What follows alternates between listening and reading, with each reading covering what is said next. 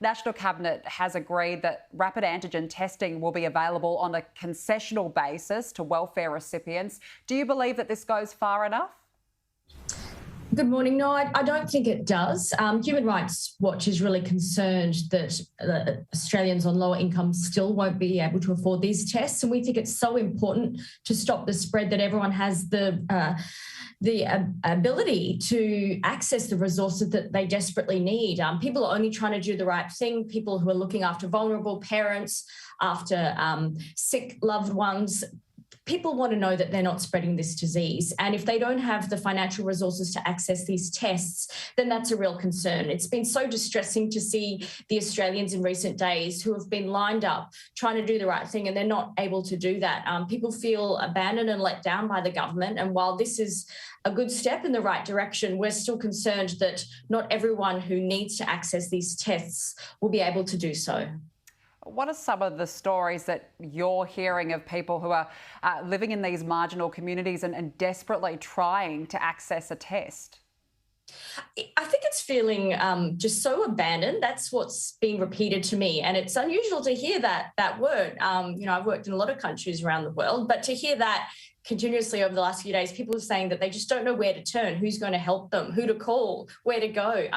We're not used to that in this country. We are, normally quite privileged, not all of us, but a lot of Australians aren't used to that feeling. And so I think that it's been really alarming to see that the way that people just feel so let down. So, whether you're a pregnant woman standing in line for hours driving around, or, people with kids in their cars who are lined up for hours and then the testing site closes. I mean, we've all heard these stories. I don't think anyone knows someone who hasn't had to do this or hasn't had to do it themselves. So we're pleased that the government has now made these tests available to lower income Australians. But yeah, it only covers 6 million Australians. There's still millions of others.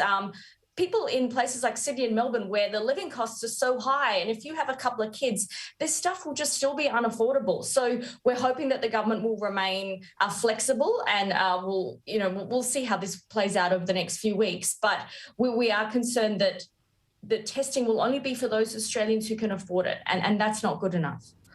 There's also been a number of reports about price gouging for those who are able to find rapid antigen tests.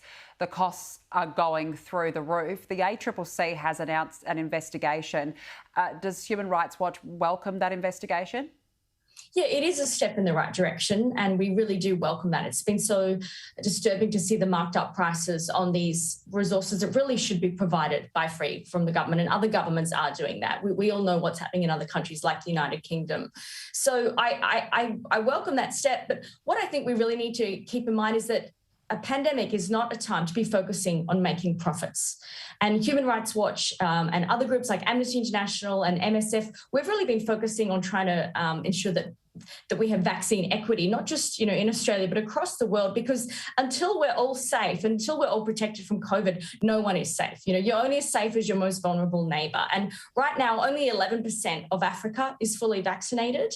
And that's where this variant came from. So I think we also have to look at the bigger picture here. We have to realise that, a company like Pfizer has made more than $36 billion in profits thanks to their vaccine. But we need that vaccine and that intellectual property to be available to everyone, to get all the world vaccinated so that everyone has access to the testing, COVID treatment and COVID vaccines that they need to ensure that we can all get over this pandemic, because we are all sick of it, but we're not going to get over it while profits are still a priority rather than everyone's health and safety.